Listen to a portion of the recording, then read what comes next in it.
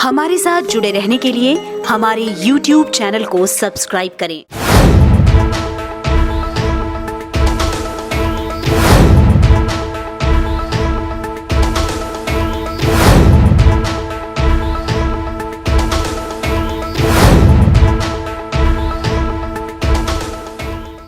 Speaker Sir, I rise to present the budget for the year 2019-20.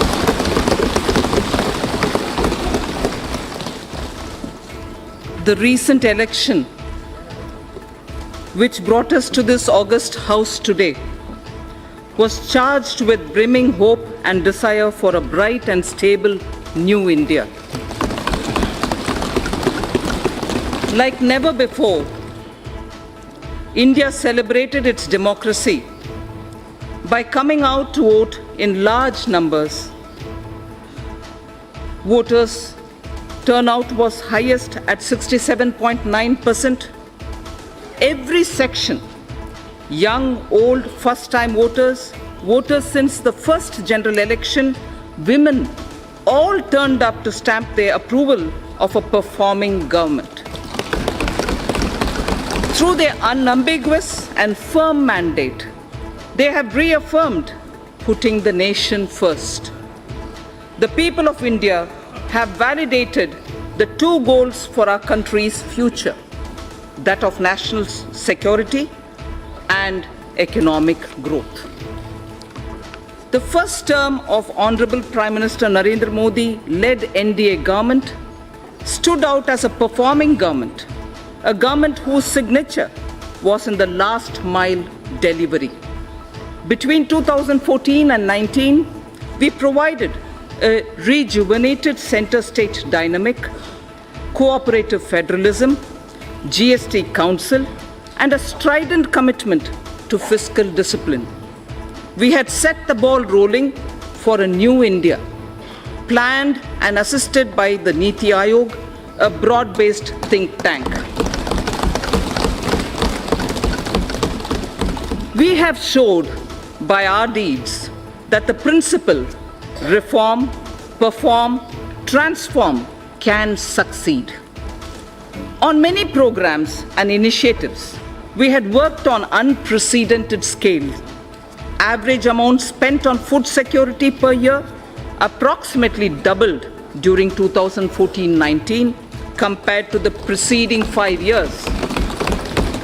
Number of patents issued more than trebled 3 times in 2017-18 as against the number of patents issued pre-14.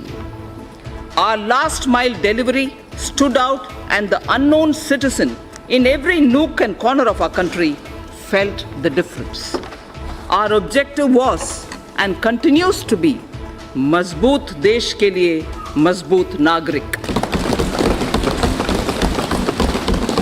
Mega programs and services which we initiated and delivered during those 5 years will now be further accelerated.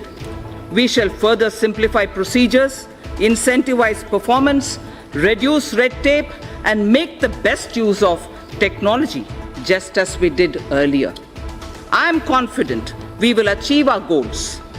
Chanakya Niti Sutra says, Karya Purusha Karena Lakshyam Sampadayate.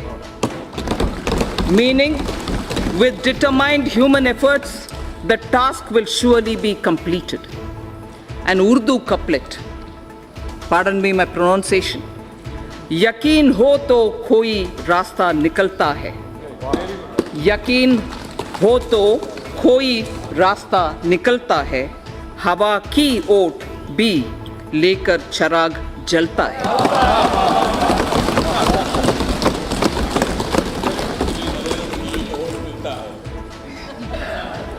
Vision for the decade. Our economy was at approximately 1.85 trillion US dollars when we formed the government in 2014. Within 5 years, it has reached 2.7 trillion US dollars. Hence, it is well within our capacity to reach the 5 trillion US dollars in the next few years. In the interim budget of 2019-20 presented in February 2019, we gave ourselves a vision for the decade. I flag here the 10 points of our vision laid before us. Building physical, social infrastructure, Digital India reaching every sector of the economy, pollution-free India with green Mother Earth and blue skies, Make in India with particular emphasis on MSMEs, startups, defense manufacturing, automobiles, electronics, fabs and batteries, and medical devices. Water management, clean rivers. Blue economy, space programs, Gaganyaan, Chandrayaan, and satellite programs. Self-sufficiency and export of food grains, pulses, oil seeds, fruits and vegetables. Healthy society, Ayushman Bharat, well-nourished women and children, safety of citizens. Team India with Jan Bhagidari. Minimum government, maximum governance. These were the vision we set before ourselves. With this vision set before us, with the mandate given by its people, we are determined to take India to that height that it richly deserves. I strongly believe that with the clear-headed leadership of Honorable Prime Minister, we can achieve our goal. So what are the plans to reach the 5 trillion economy? The Indian economy will grow to become a $3 trillion economy in the current year itself. It is now the 6th largest in the world. 5 years ago, it was at the 11th position. In purchasing power parity terms, we are in fact the 3rd largest economy already, only next to China and the USA. To attain this and more, we need to continue undertaking many structural reforms. In the last 5 years, we saw many big reforms, in particular, indirect taxation, bankruptcy, and real estate.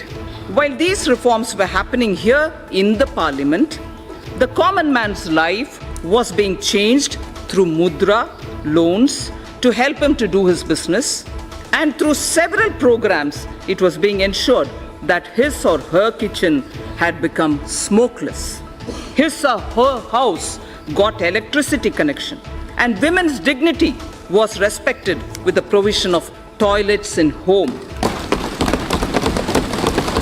The common man was served even as a major transformational reforms were being rolled out. And for this to continue, we need to invest heavily in infrastructure, in digital economy, and on job creation in small and medium firms. Respected Speaker, sir, it took us over 55 years for the Indian economy to reach $1 trillion.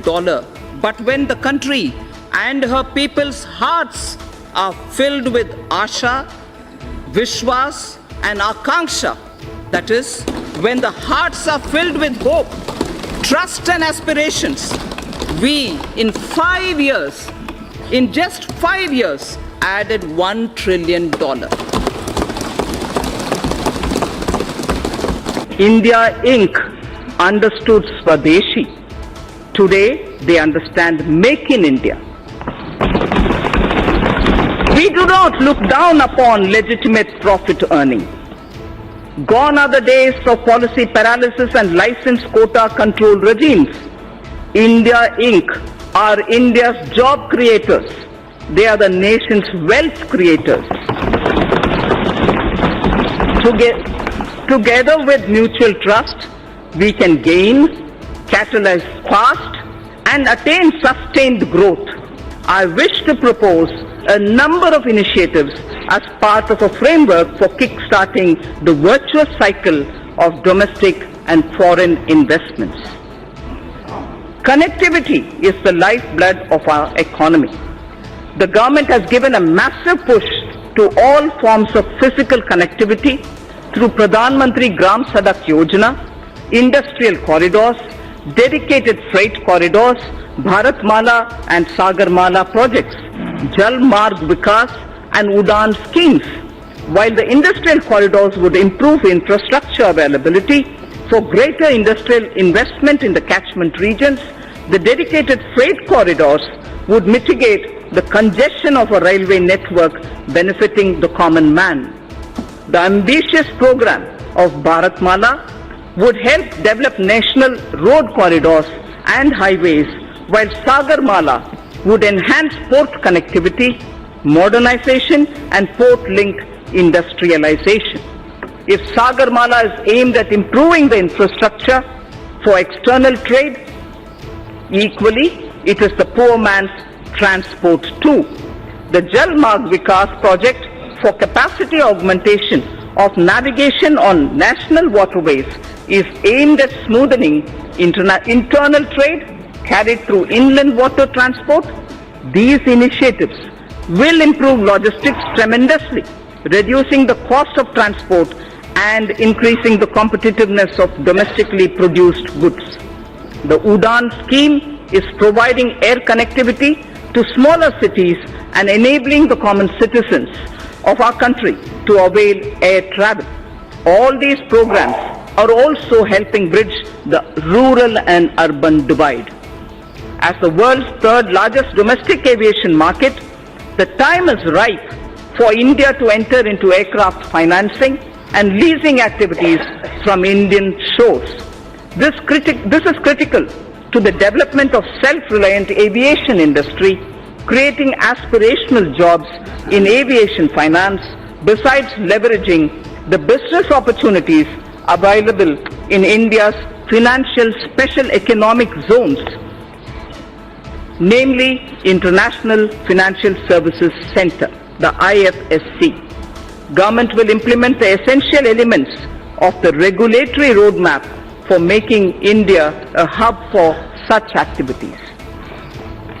For providing an enabling ecosystem for growth in India of maintenance, repair and overhaul, MRO, maintenance, repair and overhaul industry, it is proposed to leverage India's engineering advantage and potential to achieve self-reliance in this vital aviation segment. Government will adopt suitable policy interventions to create a congenial atmosphere for the development of MRO in the country.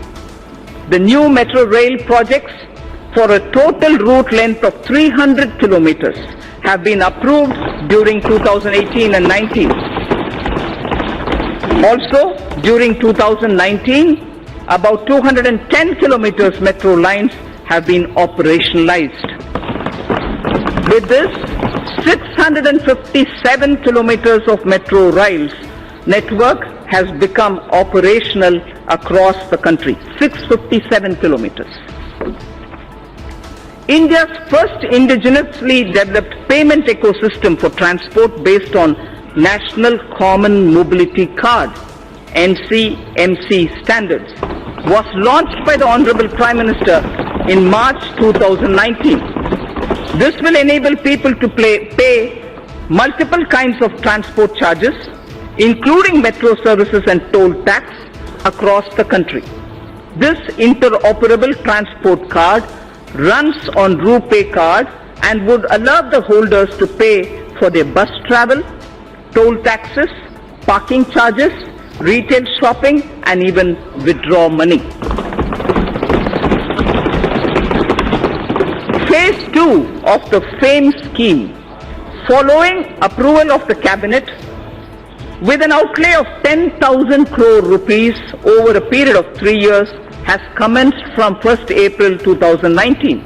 The main objective of the scheme is to encourage faster adoption of electric vehicles by way of offering upfront incentive on purchase of electric vehicles and also by establishing the necessary charging infrastructure for electric vehicles. Only advanced battery and registered e-vehicles will be incentivized under the scheme, with greater emphasis on providing affordable and environment-friendly public transportation options for the common man. The government will carry out a comprehensive restructuring of National Highway Program to ensure that the National Highway grid of desirable length and capacity is created using financeable model. After completing the phase 1 of Bharatmala, in the second phase, states will be helped to develop state road networks. We need to develop our inland waterways to shift a significant portion of inland cargo movement from road and rail. This government envisions using the rivers for cargo transportation, which will also help to decongest roads and railways. As part of the Jalmarg Vikas project, for enhancing the navigational capacity of the Ganga, a multimodal terminal at Varanasi has become functional in November 2018, and two more such terminals at Sahibganj and Haldia, a navigational lock at Farakka, would be completed in 1920. The movement of cargo volume on Ganga is estimated to increase by nearly 4 times in the next 4 years. This will make movement of freight, passenger cheaper and reduce our import bill. It is estimated that railway infrastructure would need an investment of 50 lakh crores between 2018 to 2030. Given that the capital expenditure outlays of railways are around 1.5 to 1.6 lakh crores per annum, completing even all sanctioned projects would take decades. It is therefore proposed to use public-private partnership to unleash faster development and completion of tracks, rolling stock manufacturing, and also delivery of passenger freight services. To take connectivity infrastructure to the next level, we will build on the successful model in ensuring power connectivity. One nation, one grid. Earlier we spoke about one nation, one card for mobility of common man. Now it is one nation, one grid that has ensured power availability to states at affordable rates. I propose to make available a blueprint this year for developing gas grids, water grids, highways and regional airports. So the scaling up that we talked about, which marks the USP of this government, is revealed in each one of these examples. We do it in that scale each time. The recommendations of high-level empowered committee on retirement of old and inefficient plants and addressing low utilization of gas plant capacity due to paucity of natural gas will also be taken up for implementation now. Our government launched Ujjwal Discom Assurance Yojana, UDAY, in 2015, aimed at financial and operational turnaround of discoms. Government is examining the performance of the scheme and it will further get improved. We will work with the state governments to remove barriers like cross-subsidy surcharges, undesirable duties on open access sales or captive generation for industrial and other bulk power consumers. A package for power sector tariffs and structural reforms would soon be announced. It is proposed that several reform measures would be taken up to promote rental housing. Current rental laws are archaic as they do not address the relationship between the lessor and the leasee realistically and fairly. A model tenancy law will also be finalized and circulated to the states. Large public infrastructure can be built on land parcels held by the central ministries and central public sector enterprises all across the country. Through an innovative instruments such as joint development and concession, public infrastructure and affordable housing will be taken up.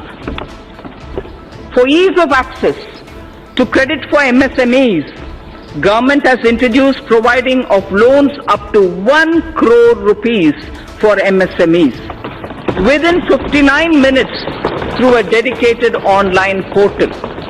Under the interest subvention scheme for MSMEs, 350 crores of rupees has been allocated for the year 2019-20 for 2% interest subvention for all GST registered MSMEs on fresh or on incremental loans.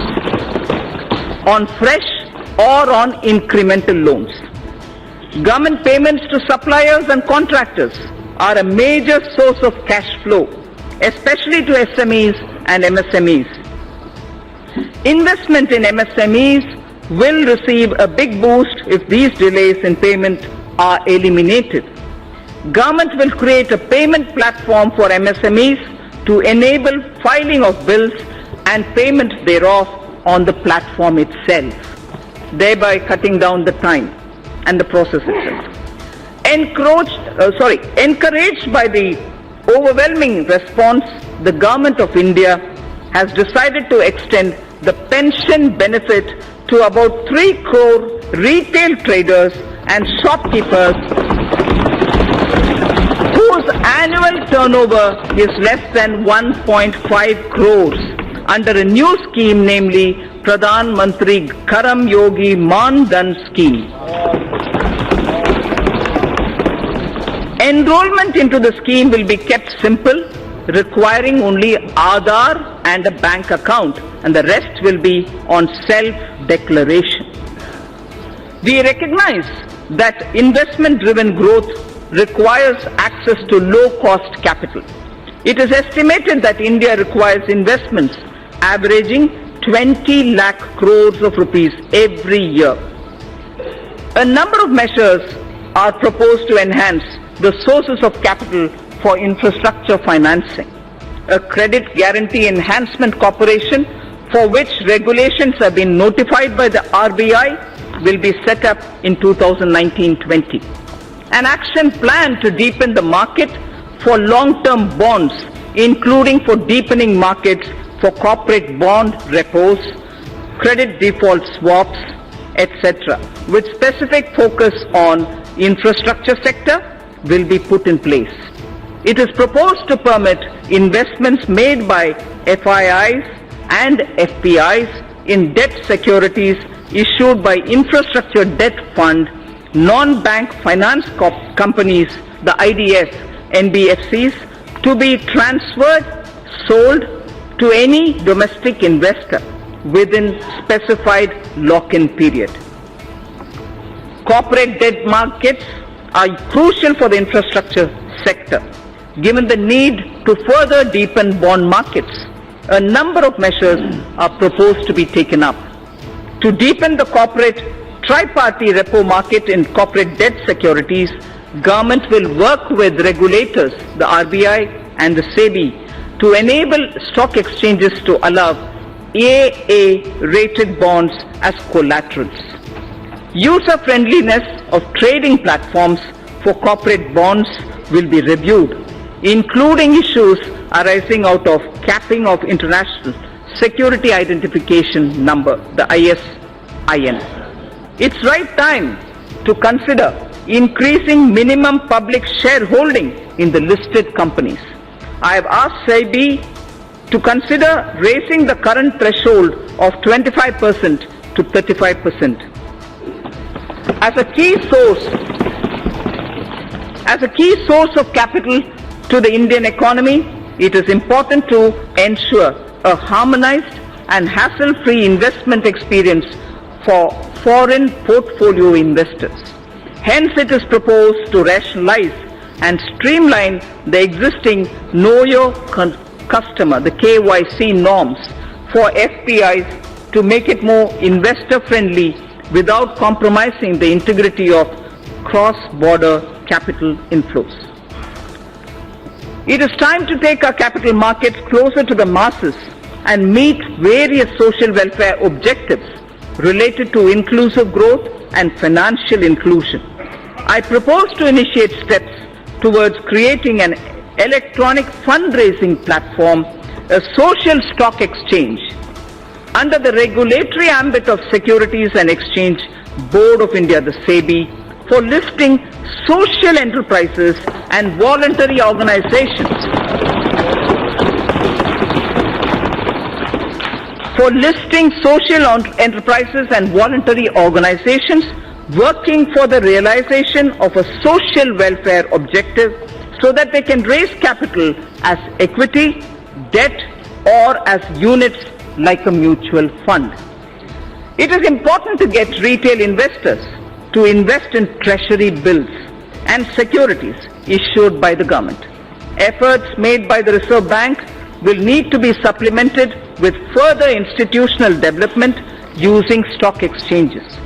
For this purpose, interoperability of RBI depositories and SEBI depositories would be necessary to bring about seamless transfer of treasury bills and government securities between RBI and depository ledgers, and for enabling this, the government will take up necessary measures in this regard in consultation with RBI and the SEBI.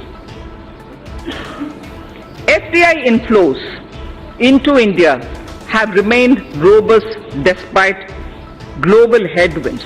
Speaker, sir, global foreign direct investment flows slid by 13% in 2018 to 1.3 trillion US dollars from 1.5 trillion in the previous year. The third consecutive annual decline according to the UNCTAD's UNCTAD's World Investment Report in 2019. This is India's FDI flows in 2018-19 remained strong. If that was the global picture, India's inflows in 18-19 remained strong at 64.37 billion US dollars, marking a 6% growth over the previous year. I propose to further consolidate, Speaker, sir, the gains in order to make India a more attractive FDI destination. A. The government will examine suggestions of further opening up of FDI in aviation, in media, animation, AVGC, and insurance sectors in consultation with all stakeholders. 100% foreign direct investment will be permitted for insurance intermediaries. Local sourcing norms will be eased for the FDI in single brand retail sector. Single brand retail sector. It's high time India not only gets integrated into global value chain of production of goods and services, but also become part of the global financial system to mobilize global savings, mostly institutionalized in pension, insurance, sovereign wealth funds, and so on. The government is contemplating organizing an annual global investors meet in India using National Infrastructure Investment Fund as the anchor to get all three sets of global players, top industrialists, corporate leaders, top pension, insurance, sovereign wealth funds, top pension, insurance and sovereign wealth funds, and top digital technology and venture funds also. An important determinant of attracting cross-border investment, Speaker, sir, is availability of investable stock to the foreign portfolio investors.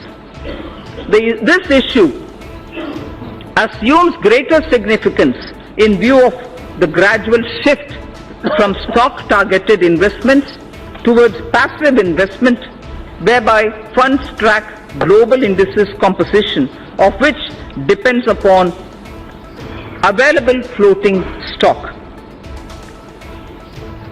Accordingly, I propose to increase the statutory limit for FDI investment in a company from 24% to sectoral foreign investment limit, with option given to the concerned corporates to limit it to a lower threshold. FDIs will be permitted to subscribe to listed debt securities issued by the REITs or the InvITs.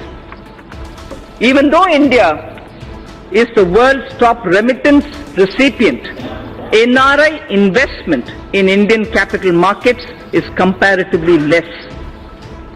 With a view to provide NRIs with seamless access to Indian equities, I propose to merge the NRI portfolio investment scheme route with the foreign portfolio investment route. Have transformed the lives of every rural family, dramatically improving ease of their living. Household access to clean cooking gas has seen an unprecedented expansion through provision of more than 7 crore LPG connections. All villages and almost 100% households across the country have been provided with electricity. A combination of efficient implementation and enthusiastic adoption has significantly improved access to energy for rural households. By 2022, the 75th year of Indian independence, I would like to assure the nation that every single rural family, except those who are unwilling to take the connection, Speaker Sir, it's important to understand, except those who are unwilling to take the connection will have an electricity and a clean cooking facility.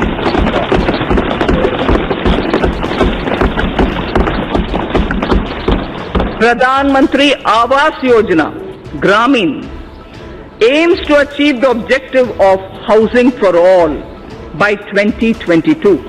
A total of 1.5 crore rural homes have been completed in the last 5 years. In the second phase of PMAY Gramin, during 2019-20 to 2021-22, 1.95 crore houses are proposed to be provided to the eligible beneficiaries. These houses are also being provided with amenities like toilets, electricity and LPG connections. With the use of technology, the DBT platform, the Direct Benefit Transfer platform and technology inputs, average number of days for completion of houses has been reduced from 314 days in 2015 and 16. It took us 314 days, Speaker Sir. Now it is only 114 days. Please allow me to repeat this. If the completion of houses required 314 days in 2015-16, by the time it was 2017-18, it has now come down to only 114 days, and that is why the scale of our achievement is possible. Fishing and fishermen communities are closely aligned with farming and are crucial to rural India. Through a focused scheme, the Pradhan Mantri Matsya Sampada Yojana, the Department of Fisheries will establish a robust fisheries management framework. This will address critical gaps in the value chain, including infrastructure modernization, traceability, production, productivity, post-harvest management, and quality control. Pradhan Mantri Gram Sadak Yojana has brought many socio-economic gains in the rural areas. To accelerate the speed of achieving universal connectivity of eligible habitations, the target of connecting the eligible and feasible habitations was advanced from 2022 to 2019 itself. I am happy to inform that all-weather connectivity has now been provided to over 97% of all such habitations. This has been possible by maintaining a high pace of road construction of 130 to 135 kilometers per day in the last 1,000 days.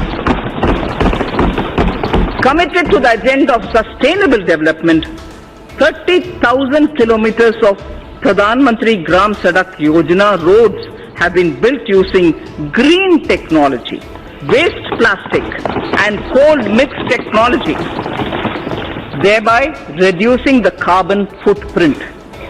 With the changing economic scenario, it is important to upgrade roads connecting villages to the rural markets. For this, Pradhan Mantri Gram Sadak Yojana Phase 3 is envisaged to upgrade 1,25,000 kilometers of road length over the next 5 years, with an estimated cost of 80,250 crores of rupees.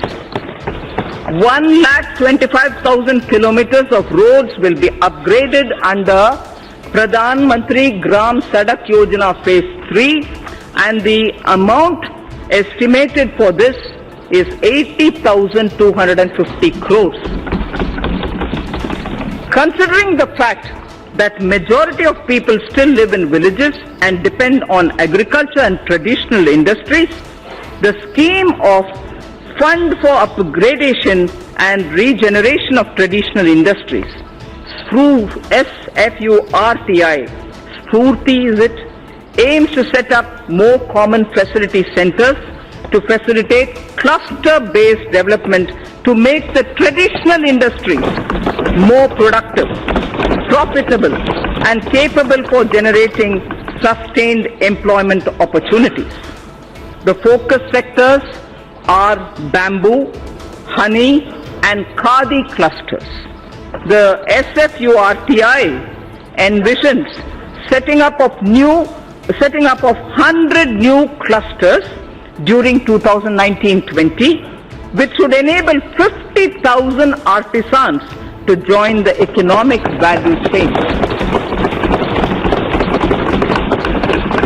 Further, to improve the technology of such industries, the scheme for promotion of innovation, rural industry and entrepreneurship, ASPIRE, has been consolidated for setting up of livelihood business incubators and technology business incubators. The scheme contemplates to set up 80 livelihood business incubators and 20 technology business incubators in 2019-20 to develop 75,000 skilled entrepreneurs in agro-rural industry sectors. We will invest widely in agricultural infrastructure. Speaker, sir, we will support private entrepreneurship in driving value addition to farmers' produce from the field and from those from allied activities too, like bamboo, like timber from the hedges, and also for generating renewable energy. अन्नदाता क्यों ऊर्जा दाता बना नहीं सकते? अन्नदाता ऊर्जा दाता बनाने के लिए बहुत सारे हमारे प्रोग्राम्स हैं. Daring through cooperatives shall also be encouraged by creating infrastructure for cattle feed manufacturing, milk procurement, processing and marketing.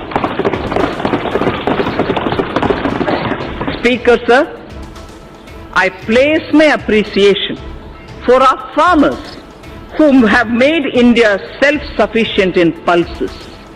दलहन के रेवोल्यूशन जो हमारे किसान ने किया पिछले 1.5 साल में किया है, उसके लिए उनको मैं बधाई देना चाहती हूँ.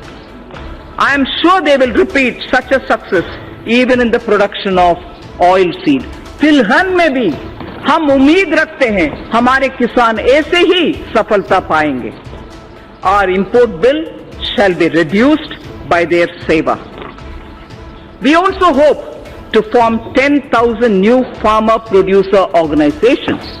We ensure that will ensure economies of scale for farmers over the next 5 years. The government will work with state governments to allow farmers to benefit from e-NAM. The Agricultural Produce Marketing Cooperatives Act should not hamper farmers from getting a fair price for their produce. Ease of doing business and ease of living both should apply to farmers too.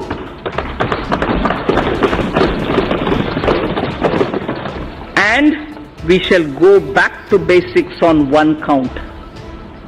Speaker, sir, I would like to draw your attention. We shall go back to basics on one count. Zero budget farming. Online open courses through Swayam initiative have helped bridge the digital divide for disadvantaged section of our student community. To upgrade the quality of teaching, the global initiative of academic networks, GYAN, program in higher education was started, aimed at tapping the global pool of scientists and researchers.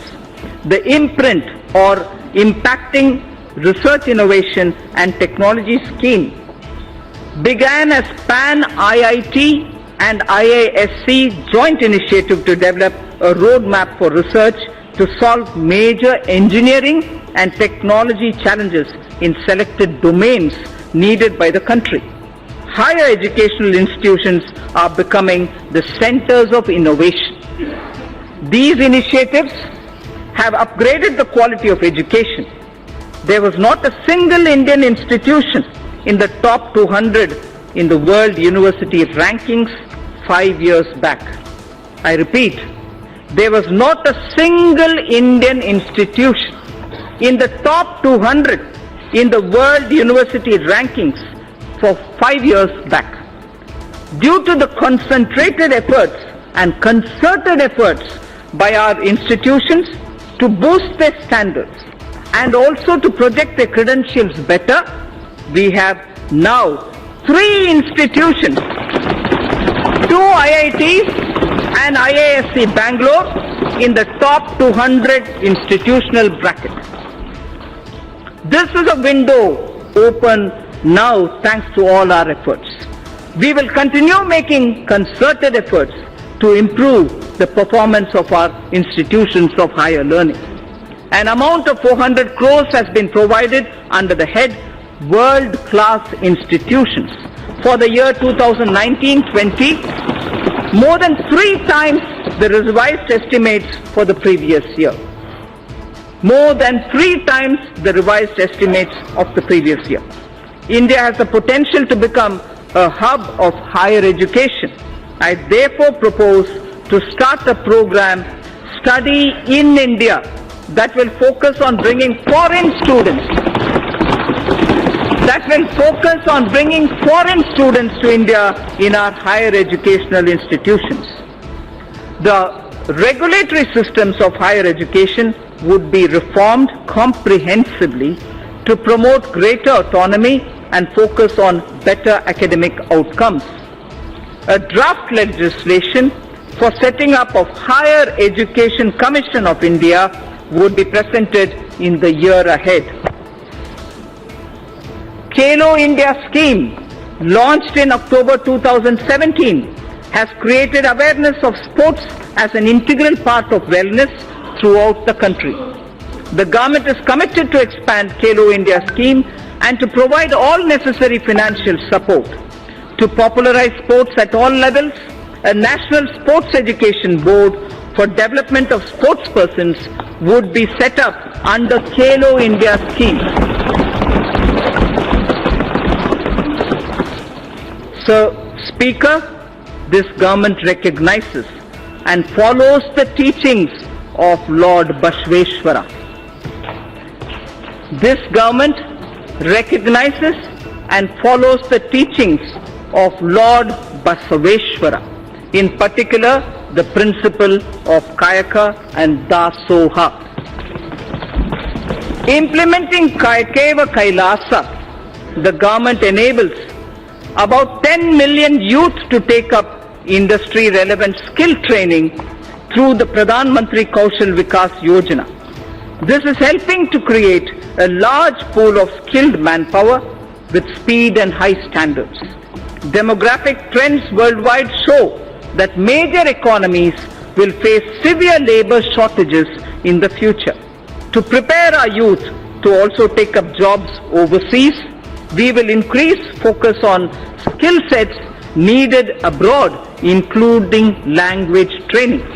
We will also lay focus on new age skills like artificial intelligence, Internet of Things, big data, 3D printing, virtual reality and robotics, which are valued highly both within and outside the country and offer much higher remuneration. Swami Vivekananda's words, this government believes that we can make progress with greater women's participation. In India's growth story, sir, I would like to draw your attention. In India's growth story, particularly in the rural economy, Gramin Arthvyavastha mein, the role of women is a very sweet story. ग्रामीण अर्थव्यवस्था में महिला की भागीदारी एकदम एक सुनहरा कहानी है. This government wishes to encourage and facilitate the role of women. Gender analysis of the budget aimed at examining the budgetary allocation through a gender lens has been in place for over a decade. I propose to form a broad-based committee with government and private stakeholders to evaluate and suggest action for moving forward. There is no segment of human life where the contribution of women is not significant. There is no segment where the contribution of women is not significant. This government firmly believes that the socio-economic transformation that is taking place, particularly in the last decade, India's women's role and leadership is distinct. The recent elections have shown record turnout of women voters at par with men. Record turnout of women voters at par with men. We also have a record number of 78 women MPs here in this house. This reinforces our approach of going beyond just women-centric policy. I repeat, this reinforces our approach of going beyond just women-centric policy making to building women-led initiatives and movements. This government, Speaker Sir, has supported and encouraged women entrepreneurship through various schemes such as Mudra, Stand Up India, Self-Help Group Support and so on. In order to further encourage women enterprises, I propose to expand the Women SHG Interest Subvention Program to all districts in India. Furthermore, for every verified woman SHG member having a Jan Dhan bank account, for every verified woman SHG member having a Jan Dhan account, an overdraft of 5,000 shall be allowed. Again, one woman in every SHG, which is spread all across the country, one woman in every SHG will also be made eligible for a loan up to 1 lakh under the Mudra scheme.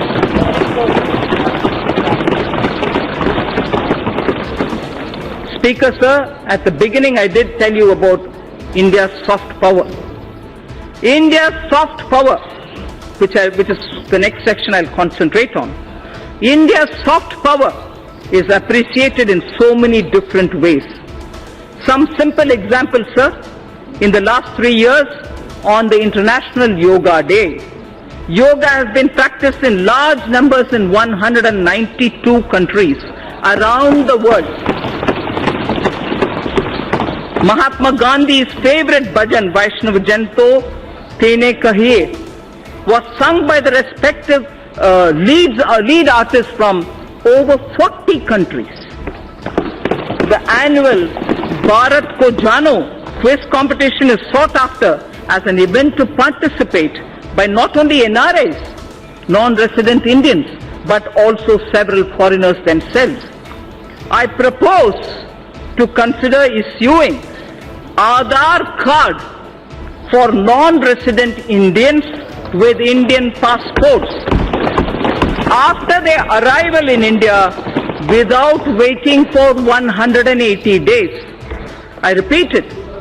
I propose to consider issuing Aadhaar cards for non-resident Indians with Indian passports after their arrival in India without waiting for the mandatory 180 days, without waiting the issue. I propose to launch a mission which will integrate our traditional artisans and their creative products with global markets. Wherever necessary, we shall obtain patents for them and the geographical indicators, GI, for them. I wish to say this in Hindi for the larger audience of traditional artisans. इस उद्देश्य से मैं इस गरिमामय प्रांगण से पहली बार यह घोषणा करती हूं कि हम भारत के सृजनात्मक उद्योगों को अर्थव्यवस्था से जोड़कर जहां आवश्यक है बौद्धिक संपदा अधिकारों से संरक्षित करके राष्ट्रीय और अंतर्राष्ट्रीय बाजार तक पहुंचाने की मुहिम प्रारंभ करेंगे।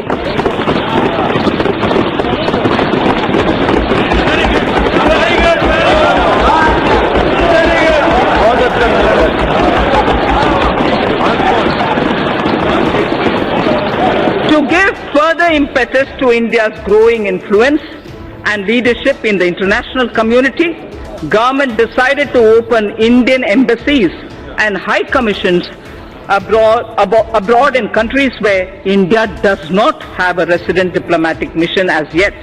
Accordingly, in March 2018, government approved opening of 18 new Indian diplomatic missions in Africa. 5 embassies have already been opened in Rwanda, Djibouti, Equatorial Guinea, Republic of Guinea, and Burkina Faso in the year 2018-19. Government intends to open another 4 embassies, new ones, in the year 2019-20. This will not only increase the footprint of India's overseas presence, but also enable us to provide better and more accessible public services, especially to the local Indian communities in these countries. In line with our ancient wisdom, India has always pursued a policy of economic cooperation with countries through bilateral and regional coordination. Indian Development Assistance Scheme, IDEAS, provides concessional financing for projects and contributes to infrastructure development and capacity building in the recipient developing countries. Mindful of our position as the 6th largest economy, we will look at alternative development models which include private sector equity, multilateral financing, contributions from corporates, non-residents, and so on. I propose to revamp the IDEA scheme during the current financial year. The government is developing 17 iconic tourism sites into world-class tourist destinations and to serve as a model to other tourism sites. The iconic tourism sites would enhance visitor experience, which would lead to increased visits of both domestic and international tourists at these destinations. With the objective of preserving rich tribal heritage, a digital repository is developed where documents of folk songs, photos and videos regarding their evolution, place of origin, lifestyle, architecture, education levels, skill sets, traditional art, folk dances, and other anthropological details of the tribes in India will be stored. The repository will further be enriched and strengthened as we go along. Speaker, sir, now I come to saying what we propose about the banking and the financial sector. Financial gains from cleaning of the banking system are now amply visible. NPAs, meaning non-performing assets, of commercial banks have reduced by over 1 lakh crore over the last year.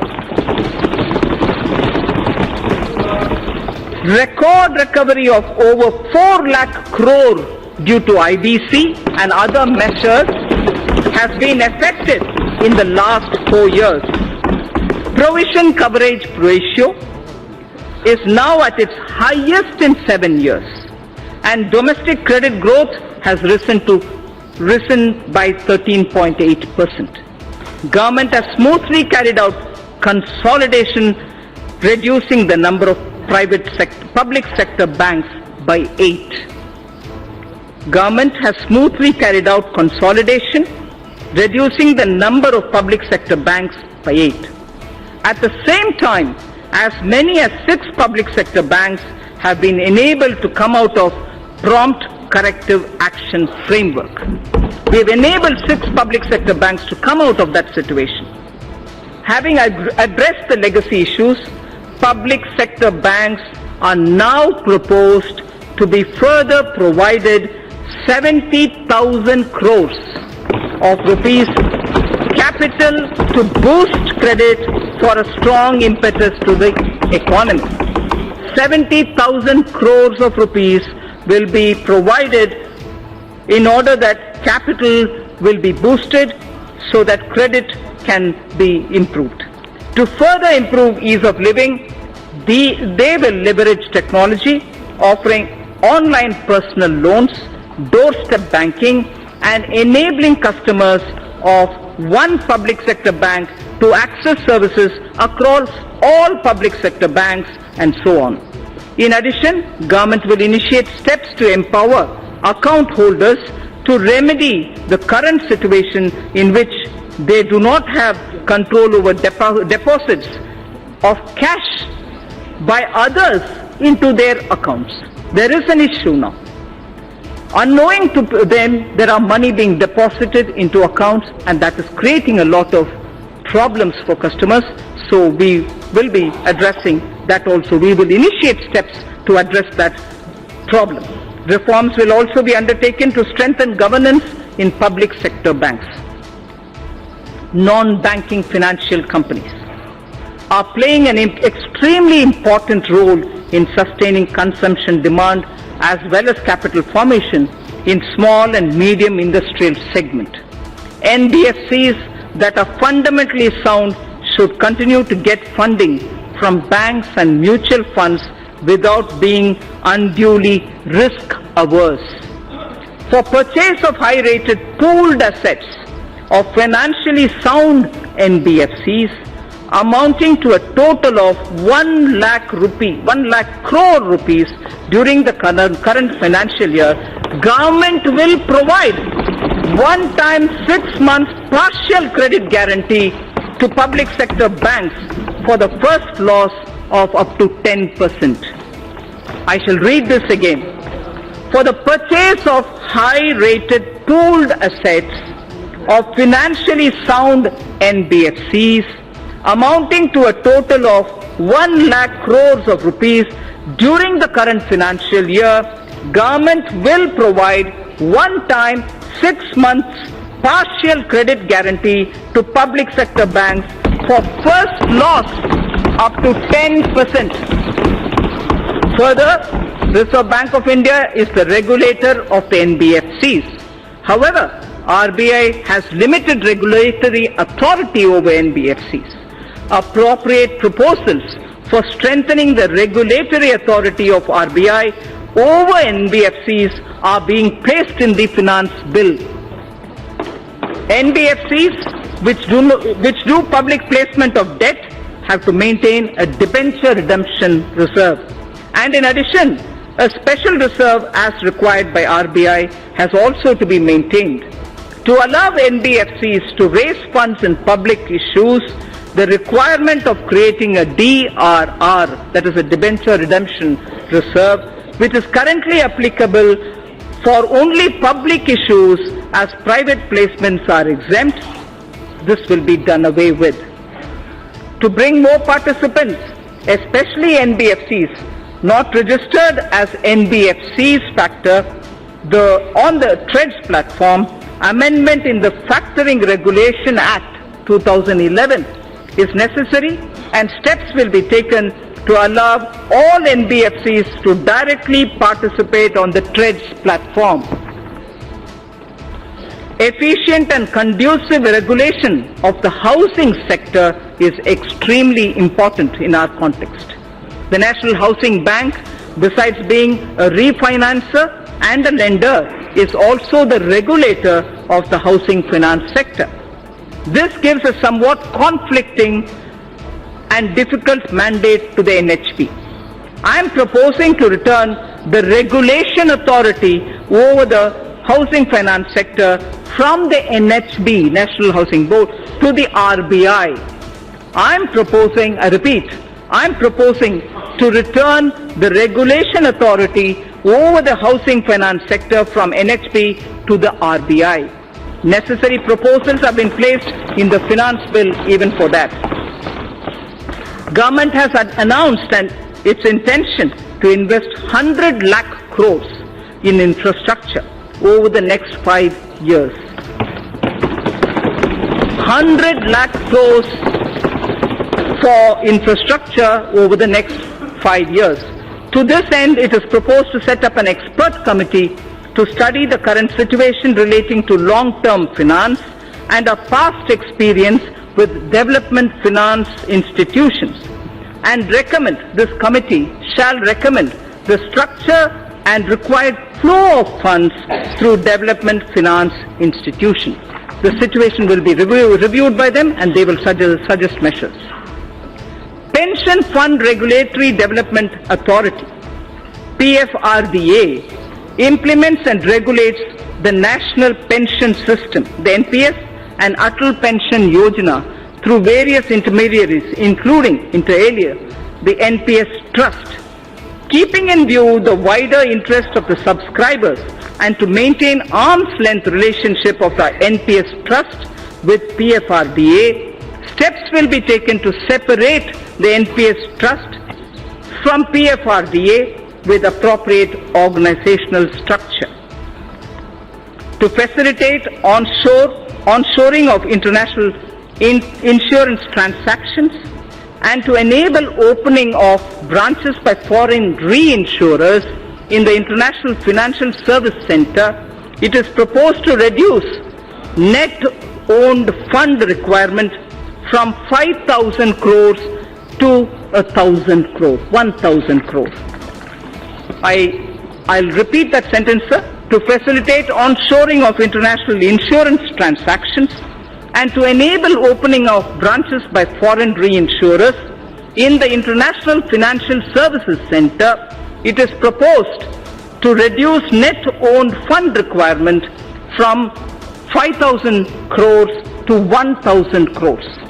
Government has been following the policy of disinvestment in non-financial public sector undertakings, maintaining government stake not to go below 51%. Government is considering, in case where the undertaking is still to be retained in government control, to go below 51% to an appropriate level on case-to-case basis. Government has also decided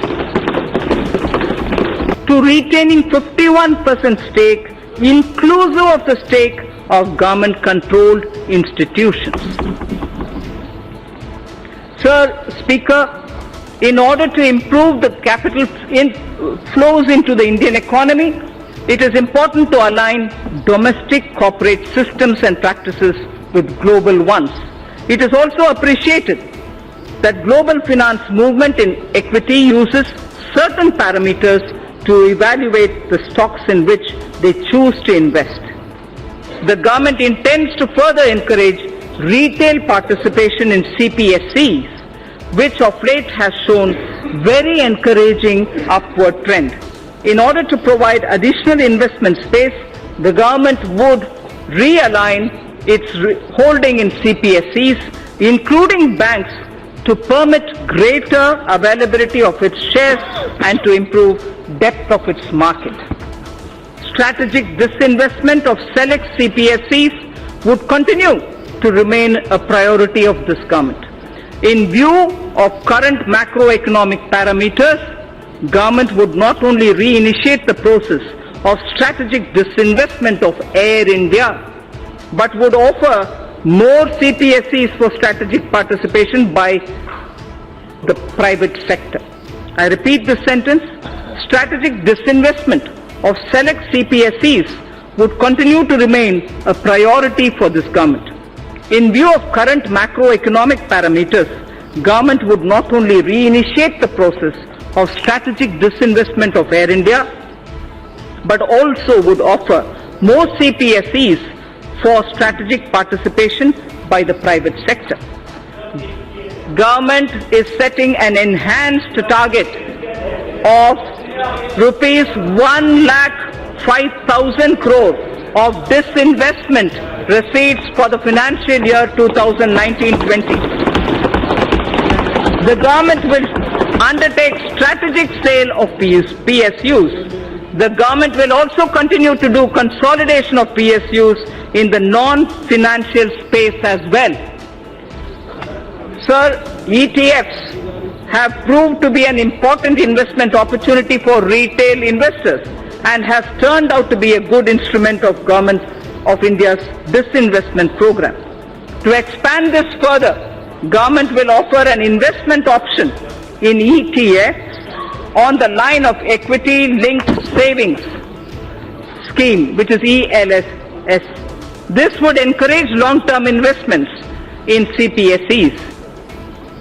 For bringing better public ownership of the PSUs and also bring greater commercial and market orientation of the listed PSUs, the government will take all necessary steps to meet public shareholding norms of 25% for all listed PSUs and raise the foreign shareholding limits to maximum permissible sector limits for all PSUs, companies which are part of emerging market index.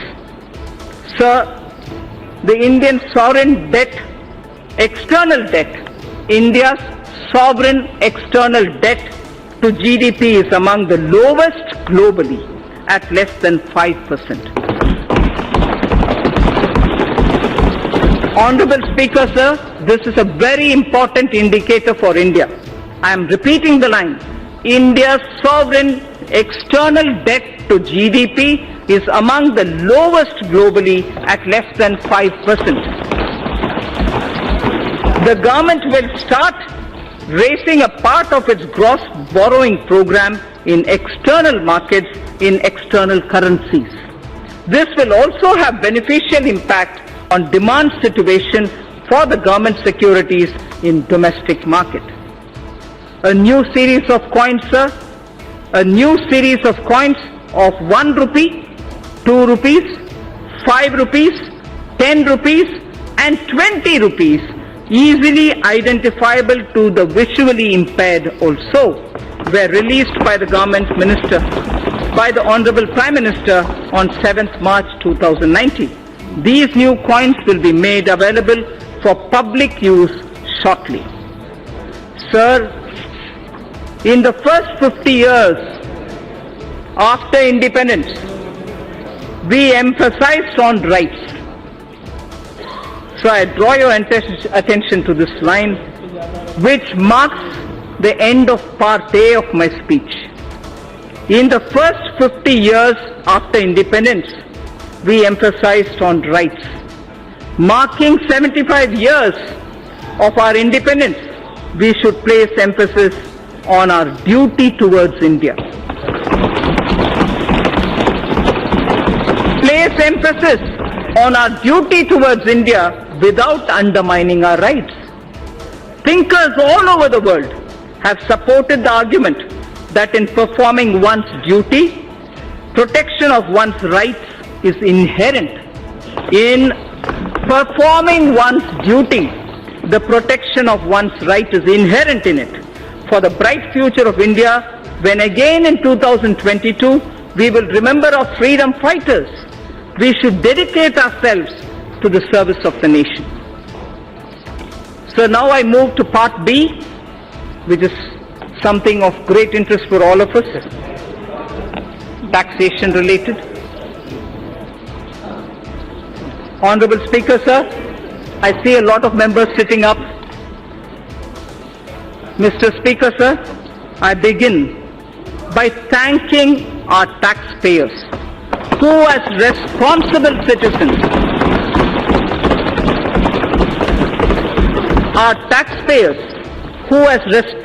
citizens, perform their duty by paying their taxes.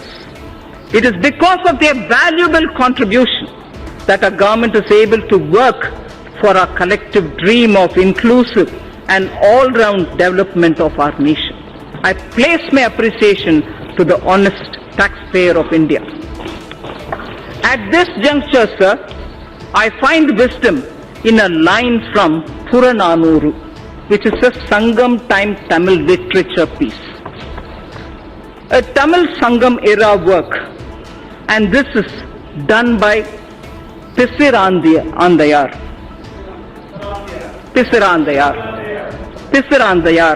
yes. The verse, Yanai Pugunda Nilam, a land into which elephant gets in. Yanai Pugunda Nilam.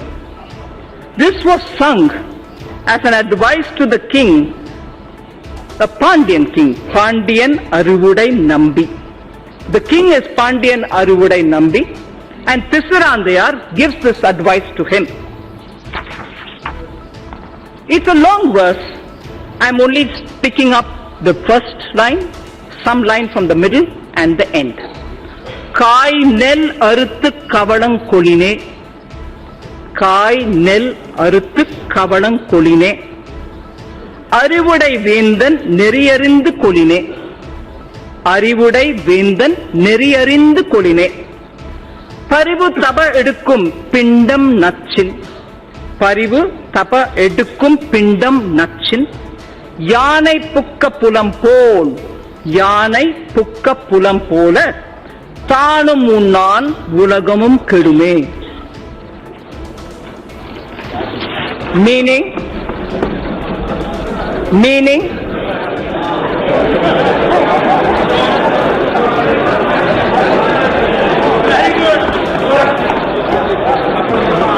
a few mounds of rice, just a few mounds of rice from paddy that is harvested from a small piece of land would be sufficient for the elephant. For an elephant, just a few mounds of rice cooked from paddy which is taken from a small piece of land will be sufficient. But what if the elephant itself enters into the field and starts eating? It would eat far lesser than what it will trample with its foot. I hope the meaning is clear. So, the advice given to Pandyan Arivudai Nambi is a valuable advice that this government appreciates. An elephant, if it is given mounds of rice, here I would refer to taxation, will be quite happy. It doesn't have to enter into the field and trample to eat the food. So we don't intend to trample anybody.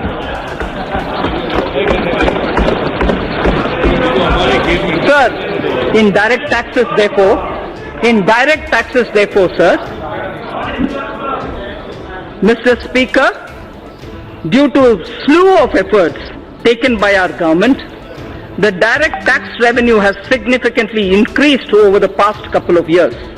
It has increased by over 78% from 6.38 lakh crores in financial year 2013-14 to around 11.37 lakh crores in financial year 2018. From 6.38 lakh crores to 11.37 lakh crores between 13-14 and 18-19. It is now growing at double-digit rate every year. Let me recall, sir, and reiterate this government's effort over the past 5 years to alleviate the tax burden on small and medium income earners. This includes self-employed as well as small traders, salary earners and senior citizens. Only when their annual taxable income exceeds 5 lakhs. आप देख रहे हैं नेड्रिक news, साहस सच कहने का।